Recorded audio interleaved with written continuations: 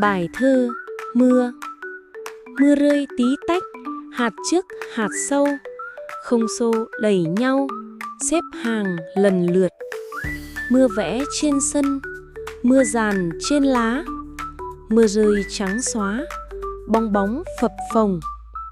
Mưa nâng cánh hoa, mưa gọi chồi biếc, mưa rửa sạch bụi như em lau nhà. Mưa rơi, mưa rơi, mưa là bạn tôi, mưa là nốt nhạc tôi hát thành lời.